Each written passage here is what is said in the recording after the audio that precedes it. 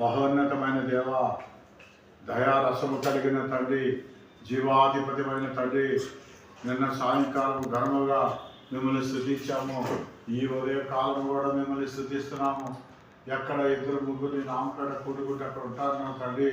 మా మధ్య ఉన్నందుకు వందనములు తండ్రి. ఈ సాయంకాల సమయము, నిన్న సాయంకాలం, ఇవాళ సాయంకాలం, ఇప్పుడు ప్రార్థన చేస్తూ ఉన్నాం. మా నాయన ప్రతిదీ మీ పాదాలకు సమర్పణ. ప్రపంచంలో ఈ ఆదివారం సభాదినం మిమ్మల్ని స్తుతిస్తున్నారు, మేము కూడా స్తుతిస్తున్నాము. ఇప్పుడు ఈ ఆరాధన ఆదరించి అంతవరకు నడిపించమని మీ ప్రియ కుమారుడు యేసుక్రీస్తు నామమున నడుచున్నాము తండ్రి. ఆమేన్. హల్లెలూయా, హల్లెలూయా. శ్రీమంతుడా యేసయ్యా, ఆత్మకు అభిషేకమా. పాడాలి అందరూ. అభినయ సంగీతమా. శ్రీమంతుడా యేసయ్యా,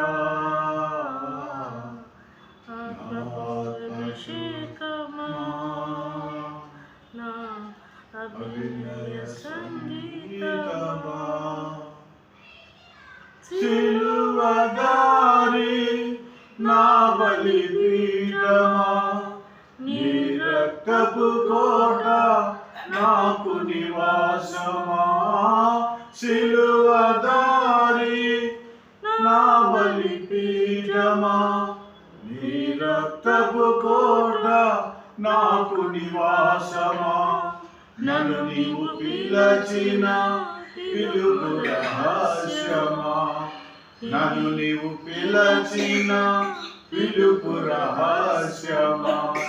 ఇది నీ త్యాగ సంకేతమా. శ్రీమంతుడా యేసయ్యా, నా ఆత్మకు అభిషేకమా, నా అభినయ సంగీతమా. మహిమగల పరిచర్య పొందినందున ఆదయపడను, కృప పొందినందున. మహిమగల పరిచర్య పొందినందున ఆదయపడను, కృప పొందినందున. మహిమతో నీవు దిగివచ్చు వేళ, మహిమతో నీవు దిగివచ్చు వేళ. మార్పు నొందెదా నీ పోలికగా, మహిమతో నీవు దిగివచ్చు వేళ. మార్పు నొందెదా నీ పోలికగా. శ్రీమంతుడా యేసయ్యా, నా అభినయ సంగీతమా, నా ఆత్మకు అభిషేకమా. సియోను శిఖరము సింహాసనము, వరపుత్రులకే వారసత్వము. సియోను శిఖరము సింహాసనము, వరపుత్రులకే వారసత్వము.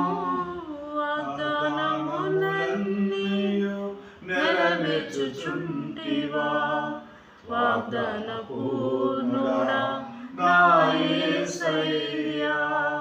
వాగ్దానములన్నీయు నెరవేర్చుచుంటివా, వాగ్దాన పూర్ణుడా నా యేసయ్యా. శ్రీమంతుడా యేసయ్యా,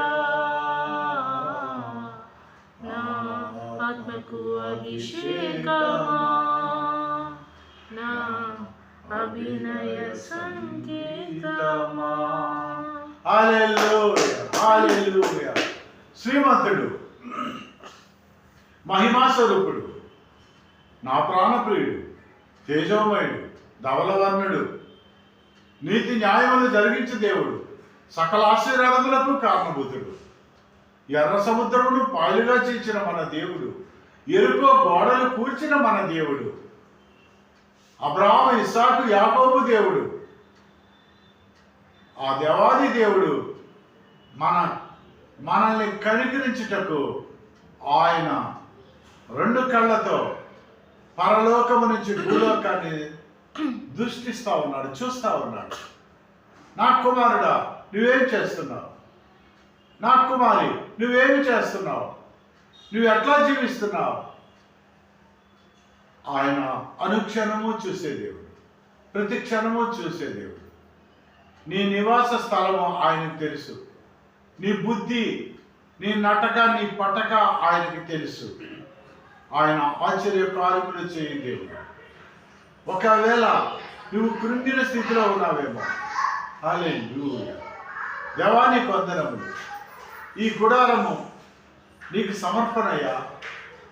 ఈ దేవాలయం అనబడే ఈ గుడారము, ఈ దేహము, ఈ జీవము, ఈ ఆత్మ, ఈ గుడారము నీకు సమర్పణయ్యా అని ఎవరైతే రోజు ఆరాధన చేసుకుంటారో, ఎవరైతే ప్రార్థన చేసుకుంటారో, ఎవరైతే విజ్ఞాపన చేస్తారో, ఎవరైతే ఆయనకి సమర్పించుకుంటారో, ఎవరైతే ఆయన్ని ఆశ్రయిస్తారో, ఎవరైతే ఆయన్ని ప్రభువుగా ఒప్పుకుంటారో, ఎవరైతే ఆయనే దేవుడిని ఒప్పుకుంటారో, ఎవరైతే ఆయన్ని అనుకరిస్తారో, ఎవరైతే ఆయన చెప్పింది చేస్తారో, ఎవరైతే ఆయన ఆజ్ఞలో కట్టడలు విధులను నడిపే ప్రకారము నడుస్తారో, వాటి ప్రకారం జీవిస్తారో, ఆయన వాక్యములు చదువుతారో, ఎవరైతే వారికి ఆయన ఇచ్చే పరలోక మహిమైశ్వర్యాలు పొందుకొని ఈ గుడారంలో ఆయన నివాసం ఉంటాడు. ఈ గుడారము మొదటి దశలోనిక చూడండి 5వ అధ్యాయము 23వ వచనము. ఈ గుడారము, ఈ మానవ గుడారము గురించి ఆయన చెప్తా ఉన్నాడు. సమాధానకర్తయు దేవుడే మిమ్మల్ని సంపూర్ణంగా పరిశుద్ధపరచును గాక. మీ ఆత్మయు జీవమును శరీరమును, నీ ఆత్మయు శరీరము జీవము మన ప్రభువైన యేసుక్రీస్తు రాకడయందు నిందారహితముగాను సంపూర్ణముగా ఉండునట్లు కాపాడబడునుగాక. పాత నిబంధనలో ఇది కొత్త నిబంధనలో పౌలు గారు రాస్తా ఉన్నాడు. దశలోనికకు ఉత్తరం రాస్తూ, నీ శరీరము, నీ జీవము, ఆత్మ అంటే ఈ గుడారము నిందారహితంగా ఉండాలి. పాత నిబంధనలో యూదులకు కూడా అదే రాశాడు. నీ గుడారము జాగ్రత్త. పాత నిబంధనలో గుడారము గురించి రాస్తూ ఆవరణము, పరిశుద్ధ స్థలము, అతి పరిశుద్ధ స్థలము, ఆవరణము, పరిశుద్ధ స్థలము, అతి పరిశుద్ధ స్థలము అని దేవాది దేవుడు సెలవిచ్చాడు. ఆవరణములో పరిశుద్ధులు ఇశ్రాయేలు ప్రజలు ఉండేవారు. పరిశుద్ధ స్థలములో యాజకులు ఉండేవారు. అతి పరిశుద్ధ స్థలములో ప్రధాన యాజకుడు సంవత్సరానికి ఒక్కసారి మాత్రమే వెళ్ళేవాడు. అయితే ఆవరణములో యాజకులు పరిశుభ్రపరుచుకునేవారు. ఇశ్రాయేలు ప్రజలు ఎవరైనా తప్పు చేసినప్పుడు వారి పాపం పోవాలంటే వారు ఒక గొర్రెనో ఒంటెనో తీసుకువెళ్ళి యాజకుడికి అప్పచెప్పినప్పుడు యాజకుడు కాళ్ళు చేతులు కడుక్కొని పరిశుద్ధపరచుకునేవాడు. తమను తాము పరిశుద్ధపరచుకునే ప్లేసు ఆవరణము. ఇశ్రాయేలు ప్రజలు ఉండేది గుడారములో ఆవరణము అనే ప్లేసులోనే ఉండాలి. ఈ దేహము ఆవరణముతో పోల్చబడింది. అక్కడ గుడారము బయట భాగము, ఆవరణము. ఇక్కడ మొదటి దశలోనికి 5వ అధ్యాయము 23వ వచనంలో దేహము ఆవరణముతో పోల్చబడింది. మొదటి దశలోనికి 5వ అధ్యాయం 23వ వచనంలో జీవము పరిశుద్ధ స్థలము, పాత నిబంధనలో పరిశుద్ధ స్థలమునకు పోల్చబడింది. యాజకులు మాత్రమే ఉంటారు. కొత్త నిబంధనలో 5వ అధ్యాయము మొదటి దశలోనికి 23వ వచనంలో ఆత్మ అంటే పాత నిబంధనలో ఆ గుడారములో అతి పరిశుద్ధ స్థలము ప్రధాన యాజకుడు మాత్రమే. ఆయన సంవత్సరానికి ఒకసారి పోల్చబడింది 12 గోత్రాల పేర్లతో రాయబడినటువంటి అంగి వేసుకొని ఆయన సంవత్సరానికి ఒకసారి వెళ్ళేవాడు. ఎక్కడికి? అతి పరిశుద్ధ స్థలంలోనికి. ఎందుకు? ఎక్కడికి? అతి పరిశుద్ధ స్థలంలోనికి. ఎందుకు? దేవుడు మాట్లాడేవాడు. ఇదిగో నా ప్రజలకి ఇది చెప్పండి, అయ్యా నీ ప్రజలు ఈ బాధతో ఉన్నారయ్యా అని ఈ యాజకుడు దేవుడికి చెప్పేవాడు. అప్పుడు దేవుడు సమాధానం ఇచ్చేవాడు. యాజకుడు ప్రజల యొక్క బాధను దేవుడికి తెలియపరిచేవాడు. దేవుడు సమాధానం ఇచ్చేవాడు. దేవుడు ప్రవక్తల ద్వారా మాట్లాడేవాడు. దేవుడే ప్రజలతో మాట్లాడాలని అనుకుంటే ప్రవక్తల ద్వారా మాట్లాడేవాడు. దేవుడు ప్రజలతో మాట్లాడాలంటే దేవుడు ప్రజల ద్వారా ప్రజలకు ఏదైనా చెప్పాలి సందేశం అంటే ప్రవక్తలను వాడుకునేవాడు దేవుడు. అట్లా కాకుండా ప్రజల యొక్క బాధలు విన్నపాలు దేవుడికి చెప్పాలంటే యాజకుడు ఈ పరిశుద్ధ స్థలం నుంచి ఆ దేవునికి. అందుకే అక్కడ దేవుడు మాట్లాడినప్పుడు ఆయన దహించు అగ్ని ఉన్నాడు. నిరంతరము యెషయా 6:1 చెప్పబడినట్లుగా పరిశుద్ధుడు పరిశుద్ధుడు పరిశుద్ధుడు అని అక్కడ కెరూబులు ఆయన స్తుతిస్తూ ఉన్నాయి. వాటి 2 రెక్కలతో కళ్ళు పోసుకున్నాయి, 2 రెక్కలతో ఒళ్ళు కప్పుకున్నాయి, 2 రెక్కలతో ఎగురుతూ ఉన్నాయి, 6 రెక్కలు కలిగి ఉన్నాయి. ఆయన మహిమను చూడలేక కళ్ళు కప్పుకొని ఉన్నాయి. ఎందుకంటే యాజకుడు కూడా చనిపోతాడేమోనని ఇశ్రాయేలు ప్రజలు ఆయనకి ఒక తాడు కట్టేవారు. తాడు కట్టి ఆయన చుట్టూ మరి గంటలు కట్టారు. ఇప్పుడు మనము మొలతాడు అంటాం చూడండి, ఆ విధంగా మొలతాడు చుట్టూ అతనికి గంటలు కట్టేవారు. అంటే ఆ నడుముకి ఆ గంటలు కట్టేవారు. గంటలు కట్టి తాడుతో వదిలేవారు. ఆయన పరిశుద్ధ స్థలంలో నుంచి లోపలికి వెళ్ళాడు. అతి పరిశుద్ధ స్థలంలో చాలా దూరంగా ఉంటుంది. వెళ్తున్నప్పుడు ఆయన గంటలతో ఇలా ఇలా ఇలా ఇలా ఇలా ఊపుకుంటూ లోపలికి వెళ్తున్నప్పుడు అంటే గంటలు మోగుతూ ఉండాలి. ఏమంటే చిన్నపిల్లలకి కాళ్ళకి గజ్జలు కడతారు. ఎందుకో తెలుసా? మరి ఆట నాక్షి వాడుతుంటే సంతోషంగా ఉంటుంది, ఆ శబ్దాలు ఇంటే సంతోషంగా ఉంటుంది అనే కాదు. చిన్నపిల్లలకి కాళ్ళకి గజ్జలు కడతారు. ఎందుకో తెలుసా? చిన్నపిల్లకి కాళ్ళకి గజ్జలు, వెండి గజ్జలు కట్టేవారు. ఎందుకంటే ఆ పిల్లవాడు ఆడుతున్నంతసేపు శబ్దం వస్తూ ఉంటుంది. తల్లి వంటగదిలో పని చేసుకుంటూ ఉంటుంది.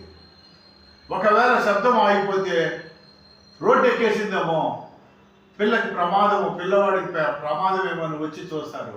శబ్దం ఆగినమ్మంటే ఏమో ఎక్కడుంది, ఏ విధంగా ఉంది, రోడ్డు ఎక్కేసిందేమో చిన్నపిల్లవాడు అని చూస్తుంది తల్లి, తండ్రి లేదా ఆడిచ్చేవాళ్ళు చూస్తూ ఉంటారు.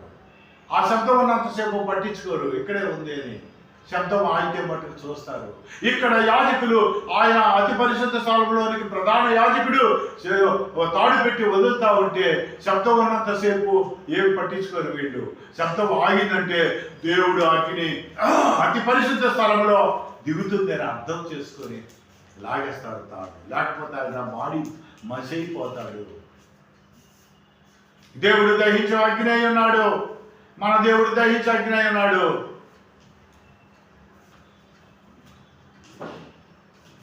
చూడండి, అందుకనే అతి పరిశుద్ధ స్థలానికి పరిశుద్ధ స్థలానికి మధ్యలో ఒక తెర ఉంది. తెర ఉంది.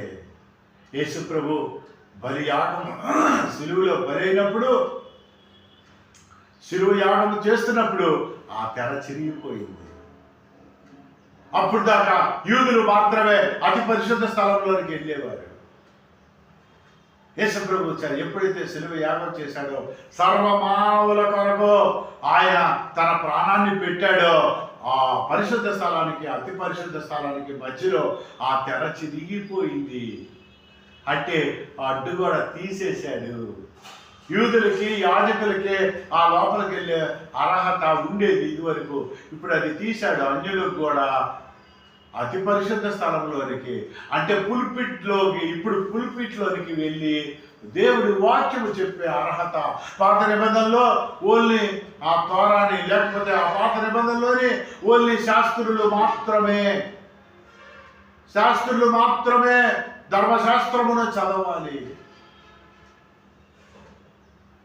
శాస్త్రులు మాత్రమే ధర్మశాస్త్రం చదవాలి. కానీ కొత్త నిబంధనకు వచ్చేసరికి యేసుక్రీస్తు వల్ల ఆ తెర చిరిగిపోయింది, అంటే అడ్డుగోడ పోయింది. అందుకనే పేతురు, నువ్వు యూదులకి సువార్త ప్రకటించు. పౌలు, శీల, మీరు వెళ్ళండి. పౌలు, నువ్వు అన్యులకి సువార్తను ప్రకటించు.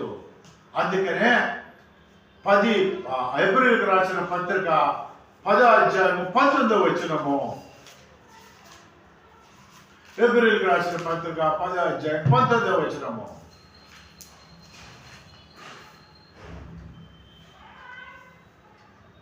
సహోదరులారా, యేసు మన కొరకు ప్రతిష్ఠించిన మార్గమును అనగా నూతనమైనదియు జీవము గలదియు ఆయన శరీరము అని తెర ద్వారా ఏర్పరచబడినది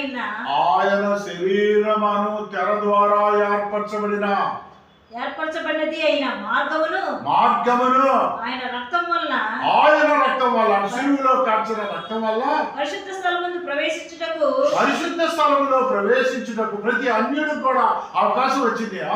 మనకు ధైర్యం కలిగి ఉన్నది. హల్లెలూయా, మనకు ధైర్యం వచ్చేసింది. అంటే అన్య జనాంగం కూడా అతి పరిశుద్ధ స్థలంలోనికి పులిపిటెక్కి దేవుడు వాక్యం చెప్పడానికి, దేవుడు సాక్ష్యం చెప్పడానికి అవకాశం ఉంటుంది.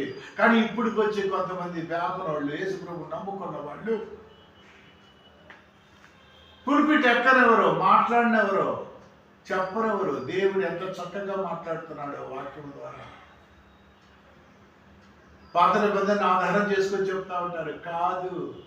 కొత్త నిబంధనలో దేవుడు చెప్తా ఉన్నాడు, పౌలు చెప్తా ఉన్నాడు, మనకి ధైర్యం కలుగుతా ఉంది. అటు పరిశుద్ధ మళ్ళా చదవండి, అది 19. సహోదరులారా, మీరు చదివేసేయండి. యేసు మన కొరకు ప్రతిష్ఠించిన మార్గమున అనగా నూతనమైనదియు జీవము గలదియు ఆయన శరీరము అని తెర ద్వారా ఏర్పరచబడినది అయిన మార్గమున ఆయన రక్తం వల్ల పరిశుద్ధ స్థలమందు ప్రవేశించడానికి మనకు ధైర్యం కలిగి ఉన్నది. ఆయన రక్తం వల్ల, యేసుక్రీస్తు రక్తంతో కడగబడ్డావా, నీవు కూడా అర్హుడివే దేవుడి వాక్యము చెప్పటానికి. హల్లెలూయా, గొప్ప మర్మమైంది ఈ వాక్యం. శాస్త్రులు మాత్రమే పాత నిబంధనలో ఆ ధర్మశాస్త్రమును చదివేవారు. మిగతా వాళ్ళకి అధికారం లేదు, అవకాశమే లేదు. ఇప్పుడు ప్రతి ఒక్కరికి ఉంది. ప్రతి వారి చేతిలో ఈ దివ్య గ్రంథము, ఈ పరిశుద్ధ గ్రంథము ఉన్నది. పాత నిబంధనలో అంటే ఇక్కడ శరీరముతో పోల్చబడింది ఈ గుడారము, ఈ మానవ దేహము. పాత నిబంధనలో ఎలా ఉందో చూడండి. హల్లెలూయా, దేవుడికి మహిమ కలుగును గాక. ఆవరణము ప్రధాన ఉద్దేశం ఏంటంటే బలులు అర్పించటము, యాజకులు శుద్ధి చేయటము, అక్కడ దహన బలులు, బలిపీఠము, బలులు అర్పించటము. నిర్గమాకాండము 27:1-8 వరకు. నిర్గమాకాండము 27:1-8 వరకు. నిర్గమాకాండము 27:1. మరియు 5 మూరల పొడుగు 5 మూరల వెడల్పు గల బలిపీఠం ఎంత పొడుగు ఉండాలి, ఎంత వెడల్పు ఉండాలో చెప్తున్నాడు. తుమ్మకర్రలతో నీవు చేయవలెను. ఆ బలిపీఠము చచ్చౌకముగా ఉండవలెను.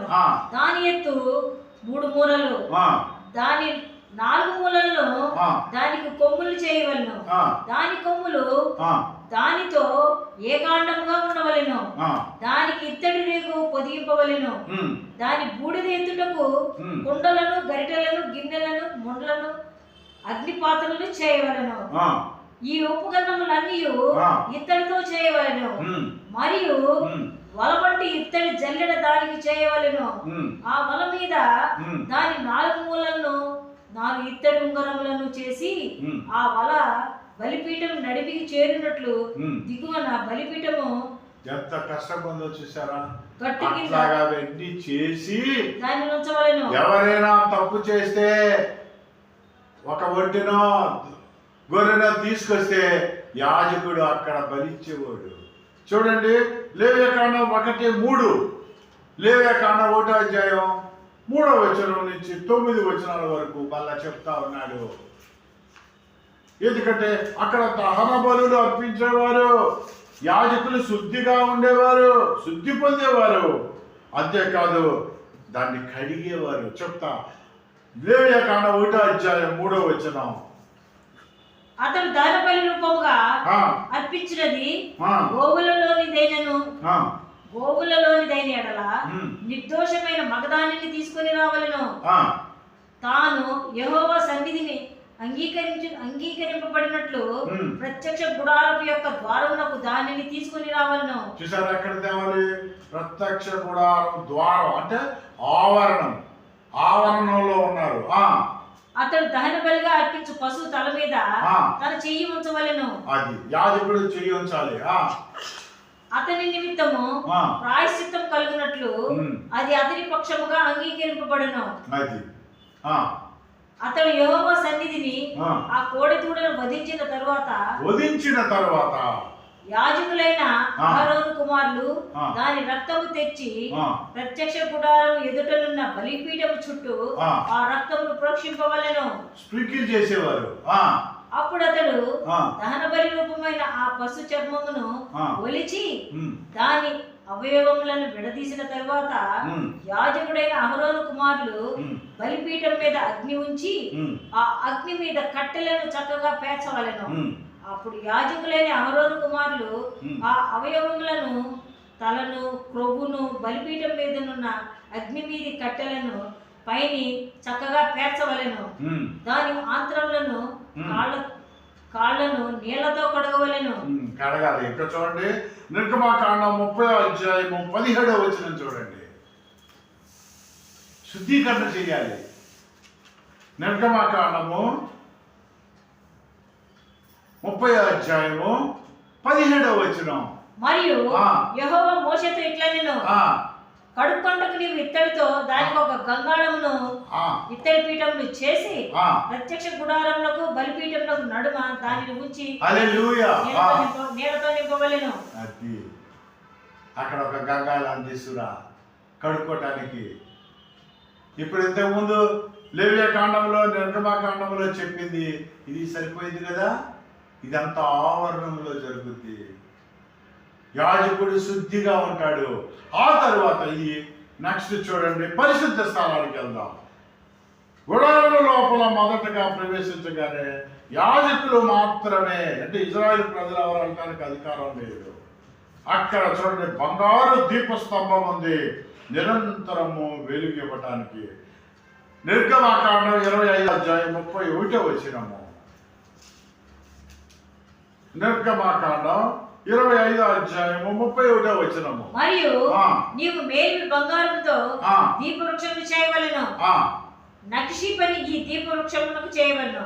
దాని ప్రకారం దాని శాఖలను నక్షి పనిగా చేయవలెను. దాని కలశములు, దాని మొక్కలు, దాని పువ్వులు మొత్తం చెప్తున్నాడు అక్కడ ఎలా చేయాలి ఏంటని. అలాగే లేవియాకాండం 24:1 నుంచి చూడండి.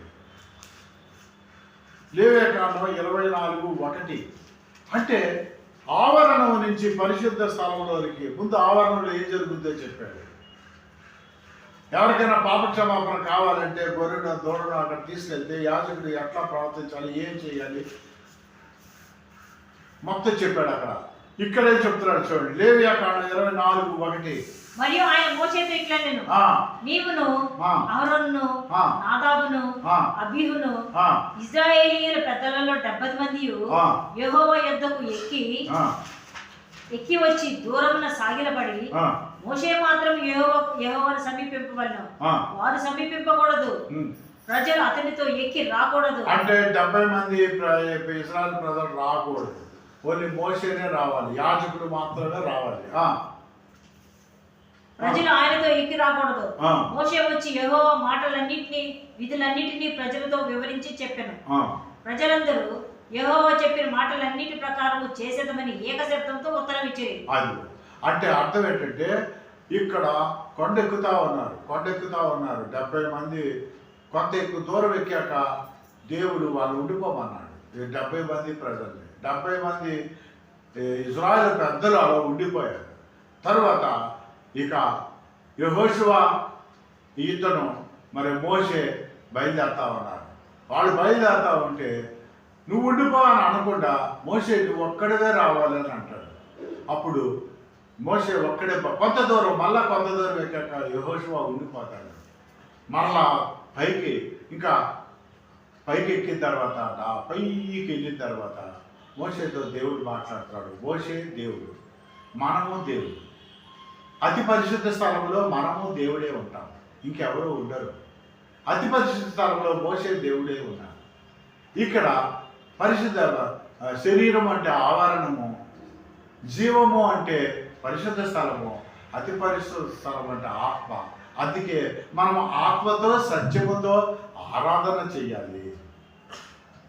మీరు ఈ కొండపైన ఆ కొండపైన పూజలు చేసే రోజులు పోయినాయి, ఆరాధించే రోజులు పోయినాయి.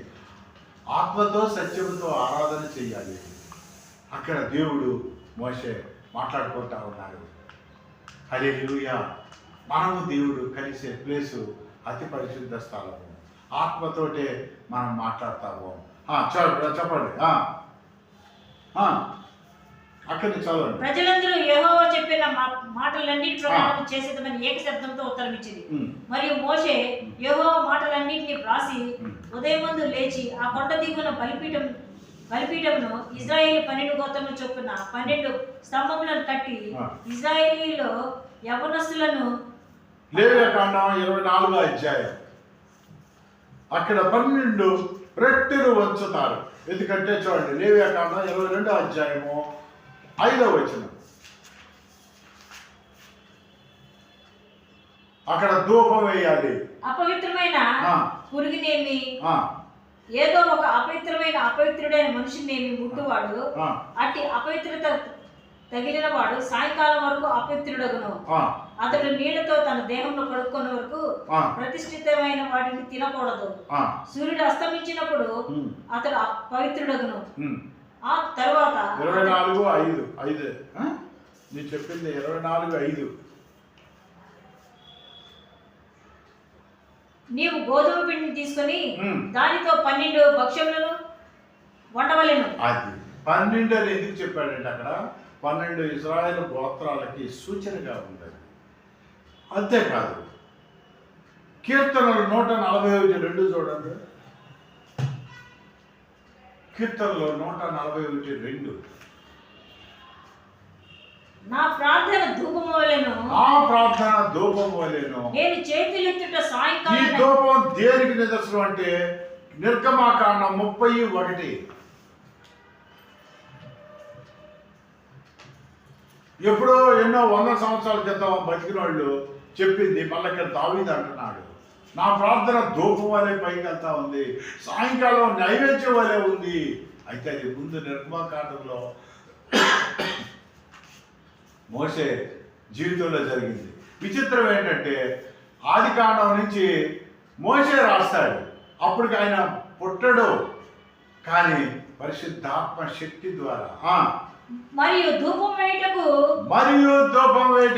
నీవు ఒక వేదికను చేయవలెను. అది లెక్క.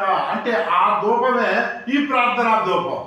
142వ కీర్తన 2వ వచనంలో 141 2వ వచనంలో నా ప్రార్థన ధూపం వలె నేను చేతులెత్తుట సాయంకాల నైవేద్యం వలె ఉన్నది. హల్లెలూయా, హల్లెలూయా. ఎంత గొప్ప మర్మం దాగి ఉందండి.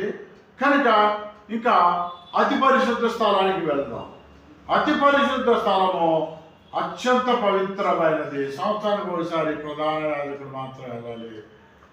అక్కడ ధర్మశాస్త్ర పలకలు ఉంటాయి, మన్నా పాత్ర ఉంటుంది, ఆహారం దండం ఉంటుంది. చూడండి, నిర్గమాకాండము 25వ అధ్యాయం 10వ వచనము. అక్కడ ధర్మశాస్త్ర పలకలు ఉంటాయి. దేవుడు మోషేకి ఇచ్చినటువంటి 10 ఆజ్ఞలు. వారు తుమ్మకలతో ఒక మందసం చేయవలెను. దాని పొడుగు 2 మూరలు. ఇంకొద్దిగా సూటిగా వెళ్దాము. హెబ్రీయులకు రాసిన పత్రిక 9:4. అక్కడ కొలతలు చెప్తాడు, ఎంత పొడుగు ఉండాలి, ఎంత వెడల్పు అని. ఇక్కడేం చెప్తున్నాడు చూడండి, హెబ్రీ 9:4. అతి పరిశుద్ధ స్థలంలో ఉండేటటువంటి ధర్మశాస్త్ర పలకలు, మన్నా పాత్ర, అహరోను దండం, అందులో సువర్ణ ధూపార్తియు అంతటిలో బంగారు రేకులతో పడిన నిబంధన మందసము ఉండేను. ఆ మందసంలో మన్నాగల బంగారు పాత్రయు, చిగురించిన అహరోను చేతి కర్రయు నిబంధన పలకలు ఉండేను. అది నిబంధన పలకలు ఉండేను. ఇదంతా కూడా అతి పరిశుద్ధ స్థలంలో ఉంది కనుక ఆవరణము శరీరానికి, గుడారానికి సాదృశ్యంగా ఉంది. అతి పరిశుద్ధ స్థలము యాజకుడు ఉండే స్థలము అంటే ఇక్కడ జీవముతో పోల్చాడు. 1 తెస్సలోనికైన 5:23 అతి పరిశుద్ధ స్థలము. సంవత్సరానికి ఒకసారి ప్రధాన యాజకుడు వెళ్తాడు. ఇక్కడ ఆత్మతో పాల్చబడింది కనుక దేవాది దేవుడిని మనము ఆరాధించేటప్పుడు, స్తుతించేటప్పుడు గొప్ప విషయం పరిశుద్ధ స్థలము మరియు అతి పరిశుద్ధ స్థలము వేరు చేసి చూపించాడు. యేసుక్రీస్తు మరణం ద్వారా తెర తెగిపోయింది. ఇదే మత్తయి సువార్త 27:51 దేవుడు చెప్తా ఉన్నాడు. మత్తయి సువార్త 27:51. మత్తయి సువార్త 27:51. అప్పుడు దేవాలయము తెర పైనుంచి కింద వరకు రెండుగా చినిగెను.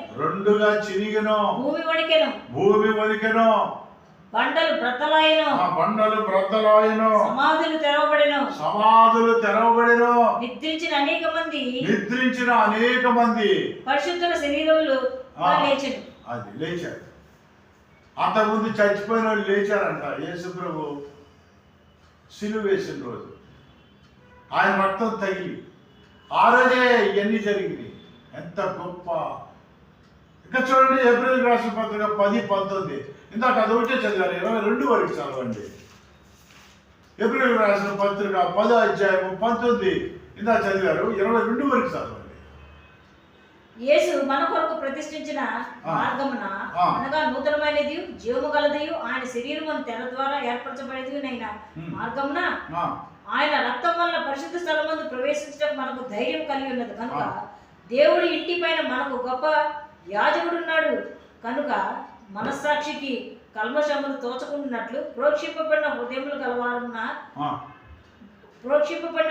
గలవారమును నిర్మలమైన ఉదకముతో స్నానం చేసిన శరీరములు గలవారమై ఉండి విశ్వాస విషయంలో శరీరము కలవారమై ఉండి. ఏం శరీరము? గుడారం అన్నా శరీరం అన్నా ఒకటే. ఇప్పుడు దాకా అదే చెప్పుకుంటా ఉన్నాం. నిర్మలమైన ఉదకంతో స్నానం చేసిన శరీరములు గలవారమై ఉండి. అక్కడేమో యాజకులు శుద్ధి చేసుకుంటారు ఆవరణంలో, ఇక్కడేమో శుద్ధి యేసు రక్తము ద్వారా శుద్ధి. విశ్వాస విషయంలో సంపూర్ణ నిశ్చయత కలిగి యథార్థమైన హృదయంతో మనము దేవుని సన్నిధానముకు చేరుదాం. అది అప్పుడు దేవుని సన్నిధానం చేరుదాం. పాత బంధంలోనేమో దేవుడితో మాట్లాడతాడు. అతి పరిశుద్ధ స్థలంలో యాజకుడు, ప్రధాన యాజకుడు. ఇక్కడేమో దేవుడి సన్నిధికి చేరుకుంటాం. దేవుడితో మనం మాట్లాడాలంటే నిష్కల్మషమైన విశ్వాసంతో, నిష్కల్మషమైన హృదయంతో, శరీరము, జీవము, ఆత్మ నిందారహితంగా ఉంచుకుంటే ఆయన సన్నిధిలో చేరతాం. రెండో రాకడప్పుడు ఆయన మనల్ని గుర్తుంచుకుంటాడు. దేవుడి వాక్యమును దీవించును గాక. మహోన్నతుడా, సర్వోన్నతుడా, నా ప్రాణప్రియుడా, నా ప్రభా, ఆవరణము, పరిశుద్ధ స్థలము, అతి పరిశుద్ధ స్థలము గురించి మాట్లాడావు. శరీరము, జీవము, ఆత్మ నాయన పాత నిబంధనకి కొత్త నిబంధనకి నాయన వ్యత్యాసము మాకు తెలియపరిచారు ప్రభా. మిమ్మల్ని స్తుతించి ఘనపరిచి మహిమపరిచే భాగ్యం మాకు ఇచ్చినందుకు కృతజ్ఞతాస్తుతులు చెల్లిస్తున్నాను తండ్రి. ఆమేన్. ఒక పాట పాడు.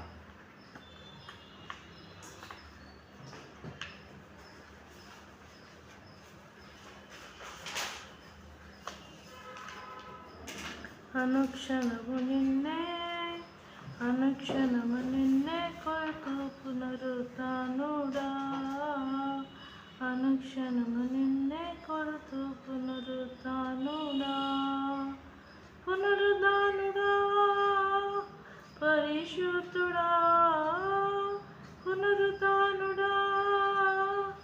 పరిశుద్ధుడా అనుక్షణము నిన్నే అనుక్షణము నిన్నే కొలుతూ పునరుత్థానుడా అనుక్షణము నిన్నే కొలుతూ పునరుత్థానుడా అధికారులైనా దేవదూతలైనా అధికారులైనా దేవదూతలైనా వస్త్రహీనతైనా ఉపద్రవమైనా వస్త్రహీనతైనా ఉపద్రవమైనా కరువైనా ఖడ్గమైనా కరువైనా ఖడ్గమైనా అనుక్షణము నిన్నే అనుక్షణము నిన్నే కొలుతూ పునరుత్థానుడా అనుక్షణము నిన్నే కొలుతూ పునరుత్థానుడా రోగినైన నాకై త్యాగమైనావే రోగినైన నాకై త్యాగమైనావే ద్రోహినైన నాకై దాహము కొన్నావే ద్రోహినైన నాకై దాహము కొన్నావే ఊహ కందదయ్యా నీ ధర్మము ఊహ కందదయ్యా నీ ధర్మము అనుక్షణము నిన్నే అనుక్షణము నిన్నే కొలుతూ పునరుత్థానుడా అనుక్షణము నిన్నే కొలుతూ పునరుత్థానుడా అనుక్షణము నిన్నే కొలుతూ పునరుత్థానుడా హల్లెలూయా.